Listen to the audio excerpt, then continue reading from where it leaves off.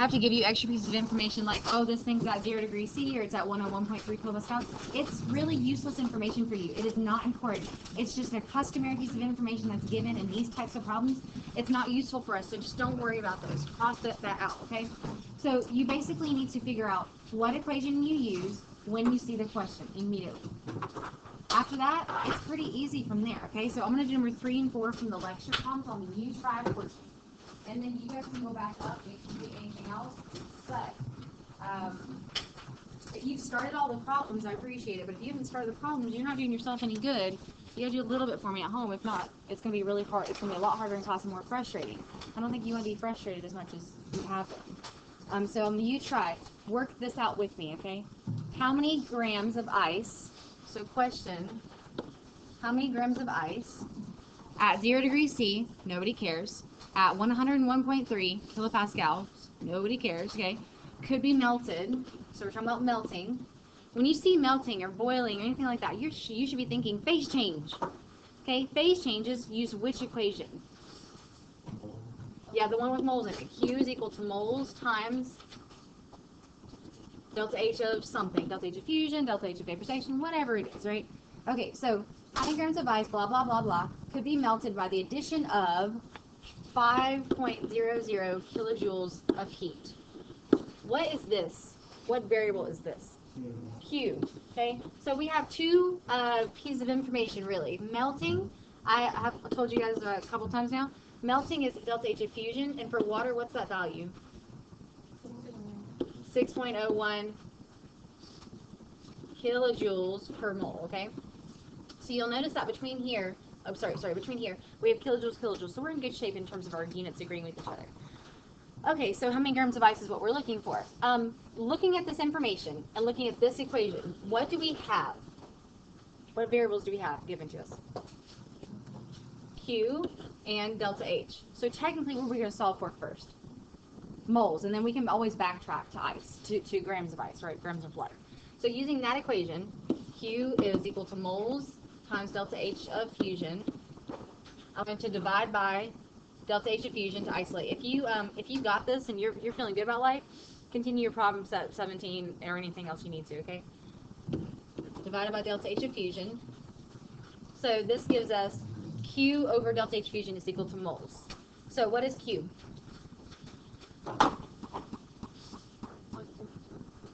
5.00 kilojoules over delta H of fusion, which is, thank you, 6.01 kilojoules per mole. And do you remember the kilojoules will cancel here? The mole that's on the denominator actually ends up flipping back up to the numerator, so we end up with moles, which is a good thing because we want moles. That gives us, what is it?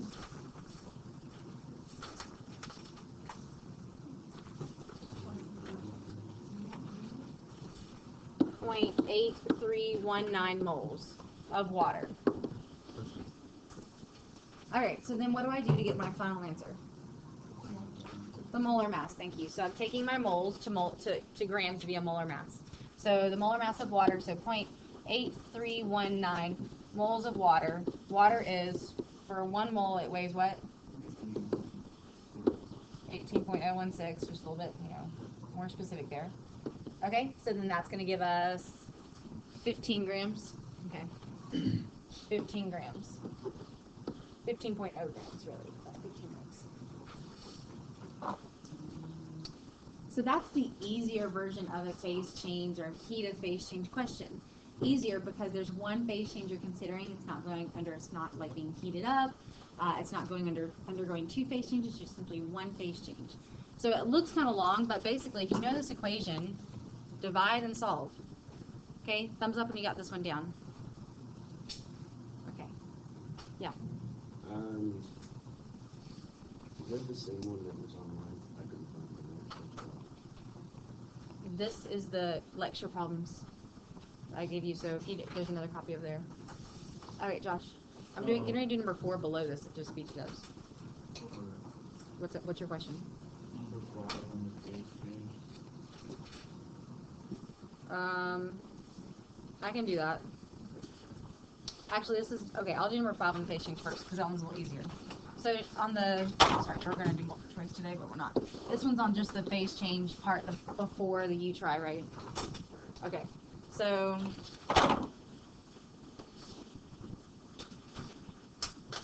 we have given information of 2.4 grams of ice, and it says you're melting it to water, to liquid water, okay? So you're going to tell me why that matters in a second. And it's saying that you're starting off at 0 degrees C. Let me actually read the question. There it is. How much heat is required? Sorry, how much heat is required? So I'm looking for Q. Required to change 2.4 grams of ice at 0 degrees C to water at 97.4. To water at 97.4 degrees C. So the ice was at 0 degrees C. We're going to 97.4 degrees C. So automatically, you should notice that you have a delta T. You see that. You see you're going from 0 to 97.4. So if you have a delta T, that means you're going to have to use what equation? MCAT. For part of this problem. Maybe not the whole thing, but for at least part of it. So what is our delta T? 97.4, right? You're taking 97.4 degrees C, which was T final, minus T initial, which was 0. So you don't have to show this work. I'm just giving you a little tip here. 97.4 degrees C is our delta T. Okay, but I need to think about this as the whole shebang. I'm taking ice. Ice is not liquid water, right? So what do I have to do to the ice? I have to do what? I have to melt it, so I have to do a phase change, right? So if you say phase change, or you say melt, or you say vaporize, or whatever, you have to use Q equals moles times delta H of fusion. So we're going to find Q1, then Q2, and then add them up. Okay? So this is essentially what's happening. This ice, it's ice in this phase, right? But we're starting off at 0 degrees C. We're melting it first, which I'm going to call Q1, and then we're going to heat up that liquid water up to 97.4 degrees C. So that's why I say Q1 and then Q2, which is where that delta T was coming into play. Okay, so Q1's formula. How do I do a phase change Q? Phase change. Huh? What equation? Fusion, right? So moles times delta H of fusion. So moles of water, I have in grams, I can easily change that to moles, right? So Q1 is equal to, I'm going to take my grams, 2.40 grams of ice, water, right?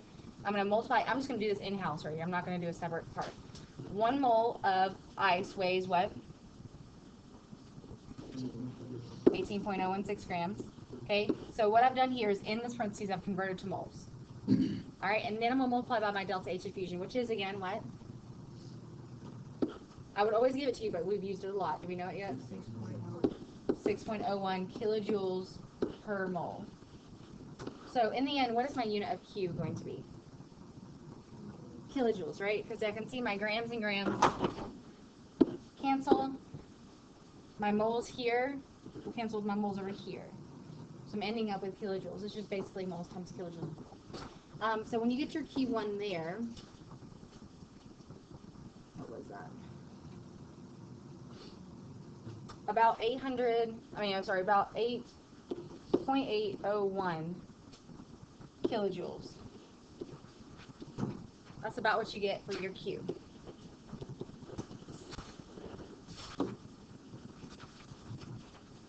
Okay, so then that's only taking care of this part of the curve. The next part of the curve has a slant to it, so that means it has a delta T associated with it. What equation am I using for that one? Q equals MCAT, right? Do I have everything for MCAT? Or is that it's not on paper, it's in your head? What's the M of MCAT here? 2.4, because that was just math that was given at the very, very beginning of the problem. 2.4 grams. What's our C for liquid water? 4.18 joules per gram degree C. If you've done a lot of problems, you accidentally memorize that. It's cool. What was your delta T? 97.4 degrees C. We saw that previously. You can see it right here on the graph as well, going from 0 to 97.4. So everything cancels. Grams, grams, degree C, degree C. You're stuck with joules here.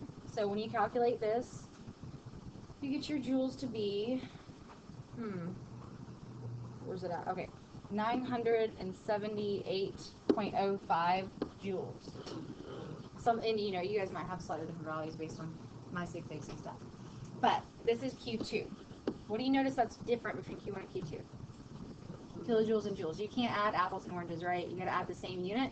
So I'm gonna take kilojoules to joules and then add them up. How many how many joules are in 1 kilojoule? How many? 1,000, right? Kilos are 10 to the third over, so 3 zeros over. So I'm just gonna multiply by 1,000 joules over 1 kilojoule, which essentially just moves me decimal over 3 spaces. So that's 801 joules. So 801 joules plus the 978.05 joules gives me a total of 1,779.4 joules. And you could just, you could truncate that at 366. So 1,780 joules. So basically, this one was different because it said you had a temperature change, so you knew you had to use the Keeple-Synthetic equation someplace. And then they kind of inherently told you ice went to liquid, so that's screaming at you as a phase change. So if you see that you have two instances of, two different things going on, you have to have two different cues. Tell me how you would start 4 on the U-try. 4 on the U-try. So you're reading it and you're seeing that you got, starting with what? What's the question? Heat. How much heat? So big question is Q. You're looking for heat. Was released when what?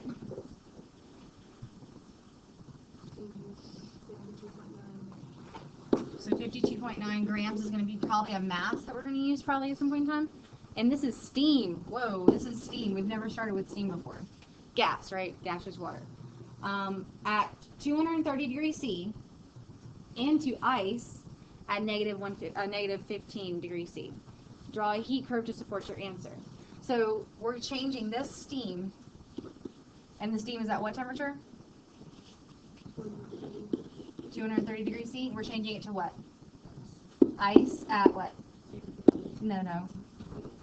Negative 15. Okay, so we have that much information. We got a lot of information here. What do you think is going, when you draw your heat curve, where is it going to start? Up top, right? So you're going to have a little heat curve, and you're going to start off up here at 230, and you're going to drop it down to what? To what? 100, right? Because at 100, what's going to start to happen? Phase change. So we're taking gaseous steam back to what? Back to liquid at 100. And then after that, it's going to be in liquid phase. And so then at 0 degrees C, it's going to phase change back to solid. All right, so this is just the backwards version of another one we already did. It's just opposite. So you're starting off with your gas. You're going to phase change. Now, I'm going to say this is delta H of vaporization, but truly it's like delta H of condensation. But they're just opposite in sign. They're the same number. What was the delta H associated with vaporization? Remember that?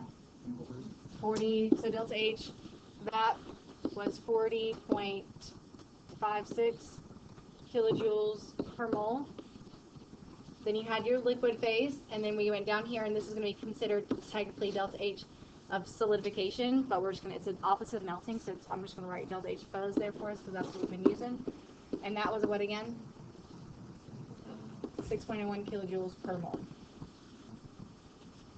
Okay, so, and then our final state is going to be our solid. But what's our solid ending at?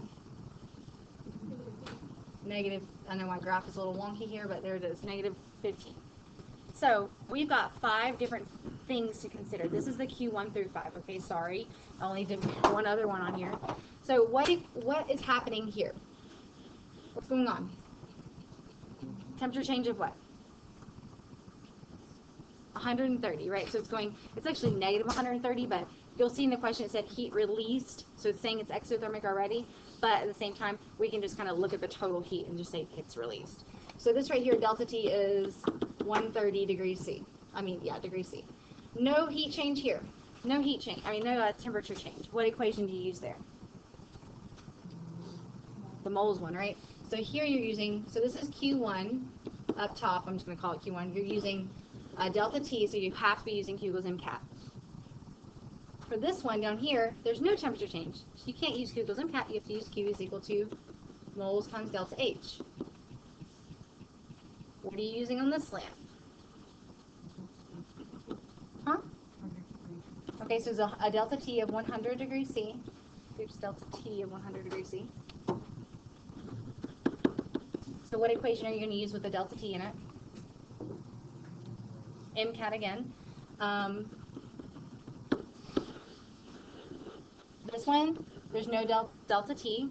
What equation are you using?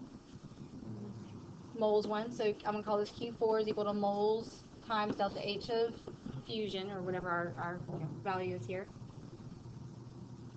And the last one, what's happening here?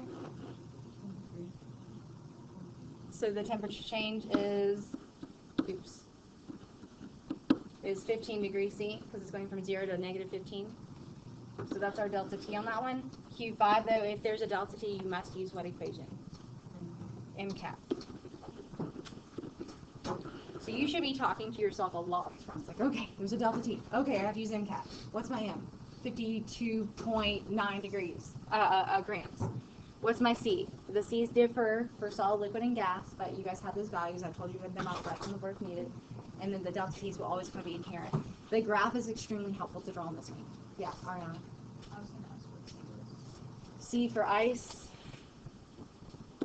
C for solids, C for liquid, and C for gaseous water.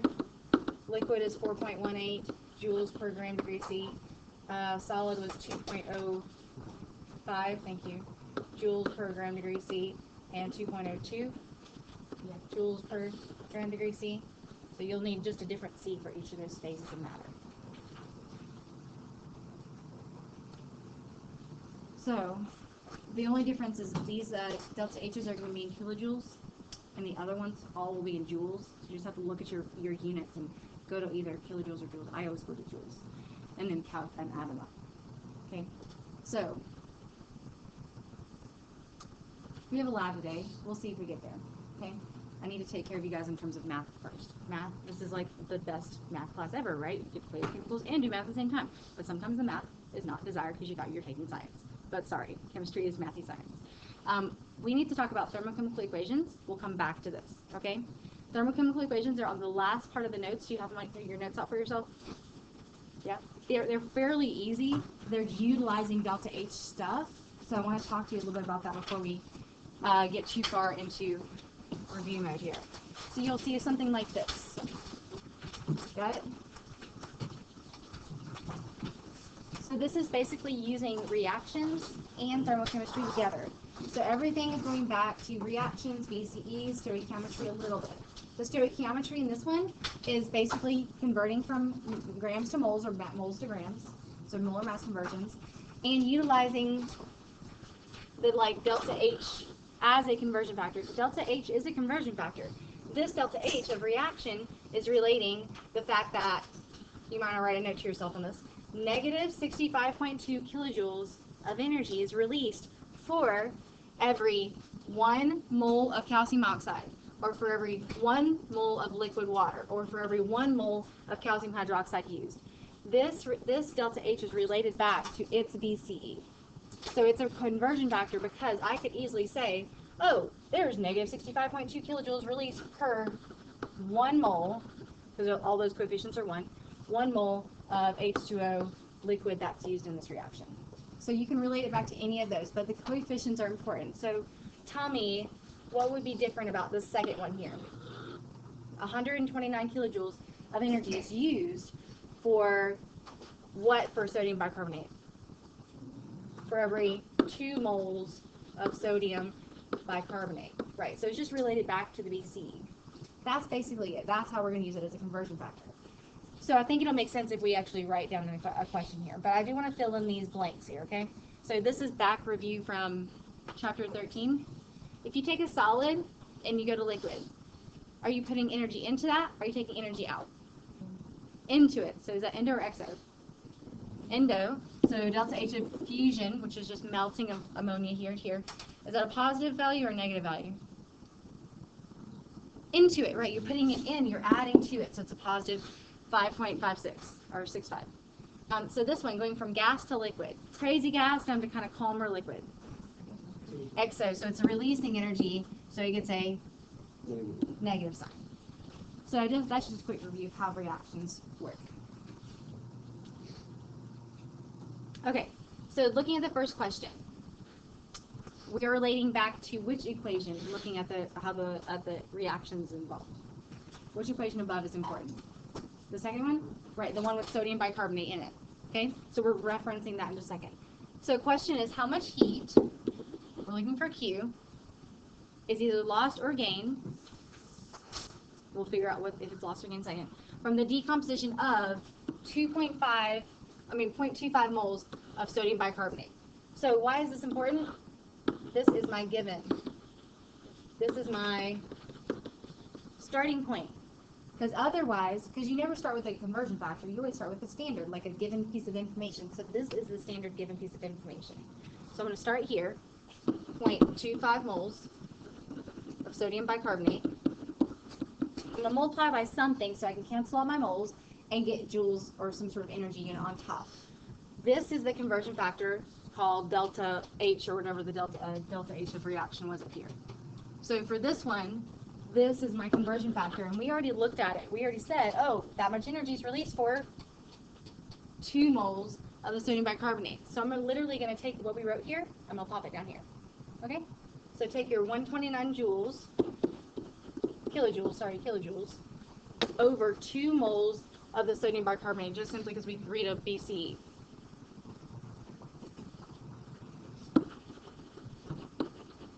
So why was it important for the sodium bicarbonate on the bottom? Cancel it. So this is just stoichiometry again. So 0.25 divided by 2 times 129 is, sorry, close my book here, 32.25. So Q is 32.25 kilojoules. Now I'm saying we're solving for Q. Q just means energy. I know when I say Q, you're probably trying to do like Q's and cat or something like that, but you don't have that kind of information. So you're using the equation above. So is this energy absorbed or released based on the sign? The sign of the delta H. Absorbed, because it's a positive number, so this energy is gained.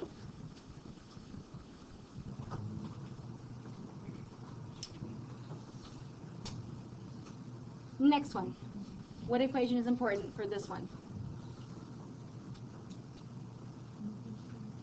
So we're talking about liquid water. Do you see anything else? No? So we're looking for one just liquid water in it? This one, actually. This other stuff's got like other kind of crazy information, okay? We're looking at this one now. Yeah. So you're basically looking for whether or not it loses or gains in each equation?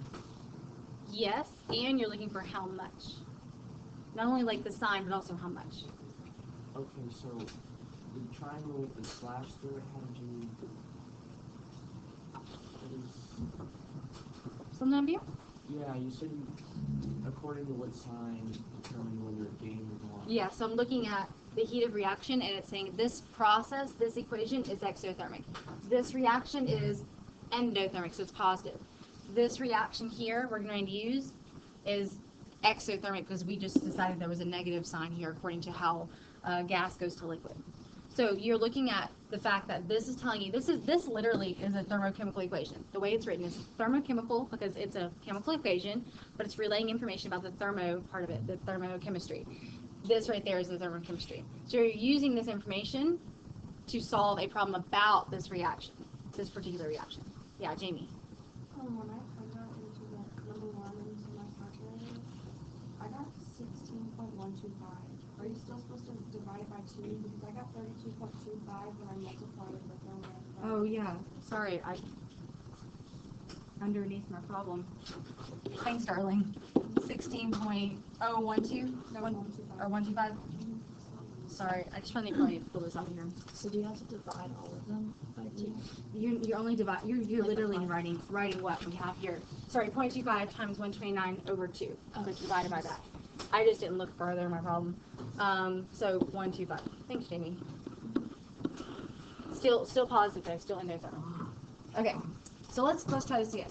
How many grams of liquid water, so question, grams of water, liquid, will be formed from the addition or removal of 456 kilojoules of heat?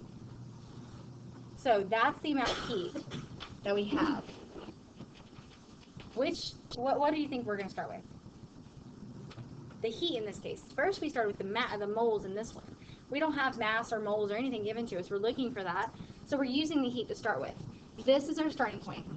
456.0 kilojoules of heat. So what do we want to cancel? Heat, right? So we need to go back up to number, whatever equation this was. Right here, we're looking at this equation. And don't forget, this is negative 40.7 kilojoules of heat per, there's not a minus there, sorry, per 1 mole of gaseous water, and 1 mole of liquid water. So we're talking about liquid water, right? So I'm just going to look at the BCE there. Well, it says a 1. So this is per 1 mole of water. So this is my conversion factor for this problem. 40.7 kilojoules over 1 mole of water. So what do I want to do with that when I write it there? Flip it, because I need to put the joules in the bottom. Can you guys still see this over at the small? Yeah. Okay. So kilojoules, so the 40.7 kilojoules goes on bottom, and the mole is going on top. Now I could stop here, I could calculate moles, and then go forward. Yeah. Isn't it negative? It is negative, but I'm going to say negative when I say addition or remove in a second. You can put the negative there, that's fine. You'll get a negative number, but negative simply means it's released or removed. So I'll talk about that at the very end. Okay, so I can stop here and get moles, but why? I didn't ask for moles, I asked for grams. Can I go one more step? What is it? What's the next step? 18, right. So 1 mole of water weighs 18.016 grams of water.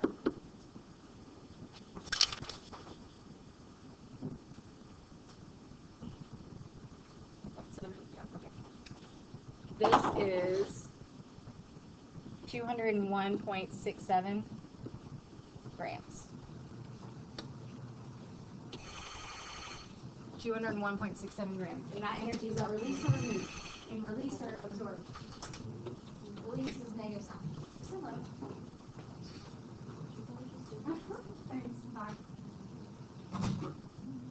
Okay. Huh? 201.85. I just used 18, so you're good. You can do 2, but we're gonna have to round anyway, right? How many 6 figs? 1, 2, 3. Here, so 3 is still gonna be 202 grams of water that is melted with this heat here, okay? Or created with this heat. Okay, let's do one more. Yeah.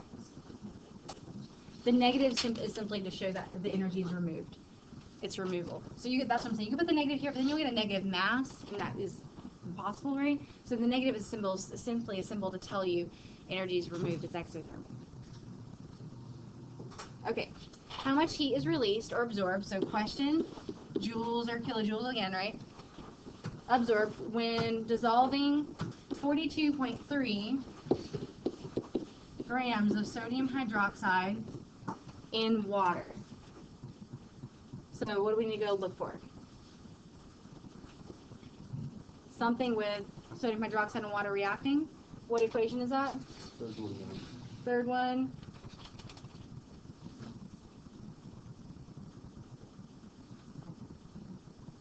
Okay, sorry. Yeah, this one is it. Sorry.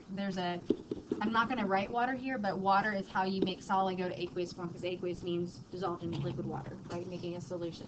So this reaction releases 445.1 kilojoules per what? Per what? 1 mole, because these both have a 1 with them, so 1 mole of sodium hydroxide. So this is a conversion factor we can now implement. All right, so I'm going to write that down here, maybe. Let's see where we are. The question, I'm only going to answer the first question first, okay? This question, how much heat did I release when you have this many grams? So I don't have grams in my BCE, so what do I want to do first? Convert to moles, okay? So 1 mole of sodium hydroxide weighs about 40. I'm going with as my estimation here because I just did 23 plus 16 plus 1. So 40 grams of sodium hydroxide.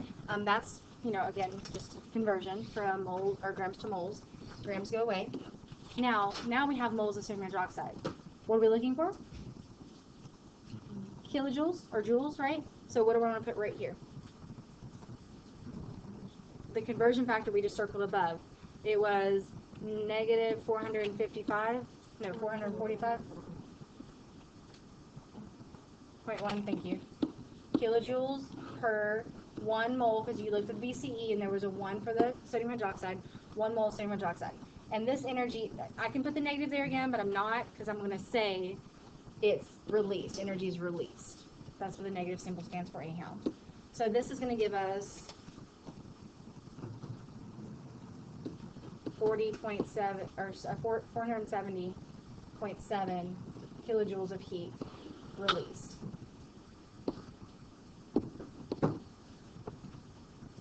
But you can see this makes sense because 42 or 40 is a little over 1 mole, so that number goes up just a little bit. Just a little over 1, so it goes up. Okay, so now the next part of the question. How much would this amount of heat change the temperature of 1 liter of water? So this is bringing back our old equations now. So this is just a little trickier. How much would this amount of heat change the temperature? So what am I actually looking for in the second one here? Because this is heat, right? This amount of heat is going to be called Q for our next part of the problem. So what I'm looking for? Delta T of 1 liter of water. So what is it trying to tell me about saying 1 liter of water? 1 milliliter is equal to 1 gram. 1,000 grams, right? So this is 1,000 milliliters, which I can easily go milliliters, grams. Okay, so now this is my mass of water. So 1,000 grams of water. My Q is this. What's my C of water? 4.18 joules per gram degree C. And then you could go into that and find delta T using MCAT that way. I'll finish that one for you guys. I just need some space. Okay. So Q equals MCAT. What am I solving for?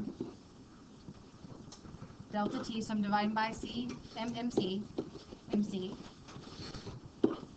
So delta T is equal to Q over M times C. Q was 470.7 kilojoules, but you know my C value, it's in what unit? Joules. So I'm going to go ahead and convert in my head by taking the decimal 3 decimals that way. So that is 470,700 joules. I just took this and I moved it over 1, 2, 3. Take that over the mass of a liter of water, which we just decided together was 1,000 grams, and the C of water, which is 4.18 joules per gram degree C. So everything cancels, grams and grams, joules and joules. The degree C stays on, will go to the top because it's in the denominator of the denominator, and that gives us 112, thanks, 0.5 degrees C, about. So that's our delta T. All right, you guys try 4 and 5. Don't do 6. I'm canceling 6 out. Oh, sorry, this is supposed to be down here. So you guys do 4 and 5.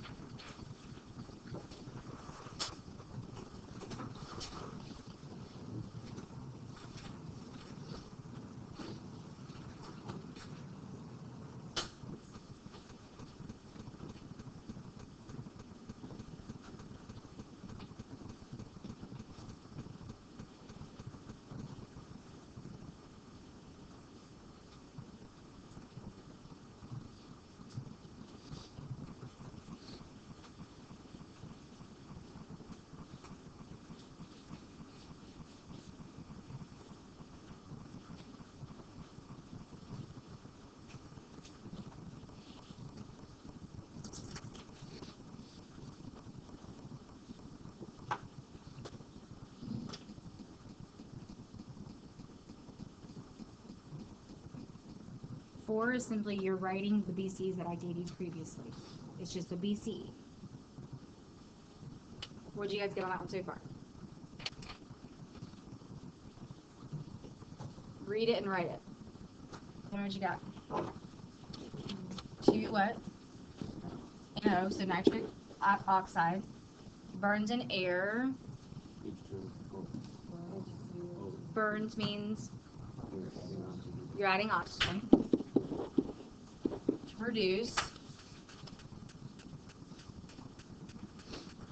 produce what? 2 NO2s, right? And dioxide is that, okay? Is that balanced? Yeah, because I'm telling it to you in a balanced way, okay? So 2 moles of that reacts with air, which is oxygen gas, to produce that. And then it says this piece of information. So at the top, you know how it said balanced chemical equation, then it said delta H, blah, blah, blah. What am I writing here? Delta H is, well, it says energy is produced. When it says energy is produced, it means it's released, like released as a product. So it's exothermic. That's the only hard part to see here. That's an exothermic process. So what was the sign here? Negative 113.04 kilojoules. Yeah. And you still needed 2 and find the oxygen. I don't believe so. No. 4 oxygens here and then 2 times 2 times 1 and plus 2, yeah.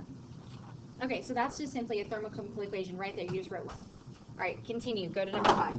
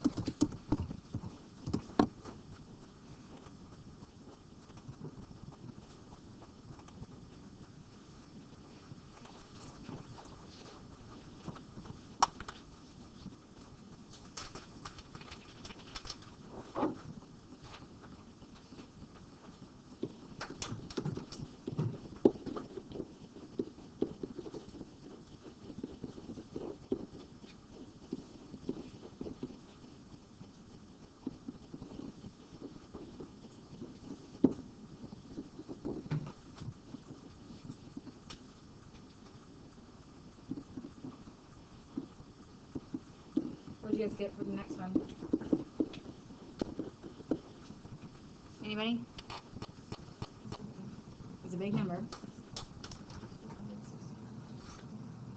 69. I got 86, but that could just be something silly. So, kilojoules, right? So you should take your grams of methane given. It's burning. I gave you the BC for that. Methane weighs 16 grams.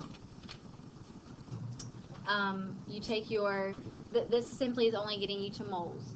But then the delta H over there, that's related to anything in the BCE. So then you look, there's a 1 for that. So you divide it by 1 mole of methane. So that relates here, 2,890.2 kilojoules per 1 mole of methane, and you will get your final answer. So that's the amount of heat produced when you have 34.8 grams of methane burned. You got that? Okay. Okay, we have 50 minutes left in class. What I'd like to offer is an opportunity to practice more or to do lab for extra credit. Because some of us are practicing a lot at home, and I hate to punish you to make you sit in your tails the rest of class and just practice. If you get it, you get it. Because you practiced enough. So if you'd like to do the lab, you can do the lab, and I'll give you extra credit for the lab. If you need to practice, aka do the rest of the lecture problems, do your problem set 17, start sheet review, whatever, then I'm going to let you sit in your seat, ask questions for the next 50 minutes. But I'm trying to have, this is a challenging class. I'm trying to keep teaching to our top dogs who are getting it. Because this is, you're worth it to be pushed a little bit further and meet your potential. But it's up to you. 30 seconds to decide. If you're going to the lab, you'll turn to the heat diffusion lab. It's pretty easy. It's really similar to what we set up yesterday. If you're sitting in your seats, sit in your seats. Make a decision. Go. The heat diffusion instructions are here. Okay. So otherwise, you guys need to work on lecture problems, problem set 17. Ask me questions. I have an extra worksheet that I might give you for extra practice, but you guys need to sit down and work first. If you get off task, I'm sending you out. Okay. So you guys need to work.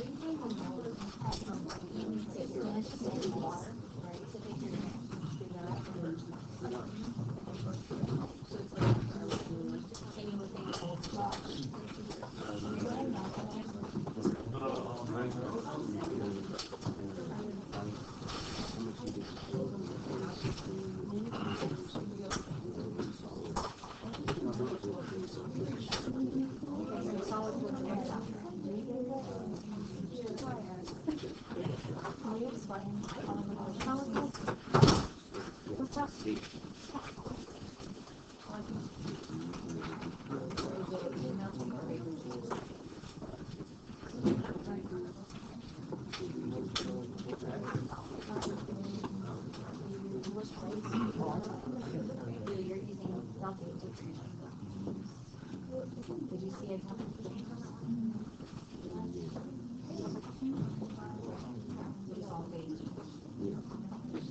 Okay, so if no temperature change, there's no delta. So are you using impact? Okay, so you see phase change, you saw liquid. Yeah. Yeah, what about fluid?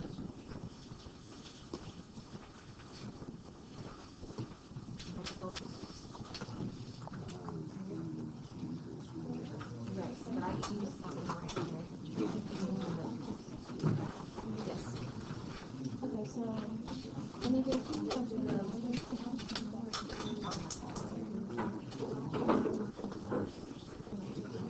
Okay, if you're in the back, I'm assuming you're doing the lab, you guys are working seats, because I won't know who's doing what.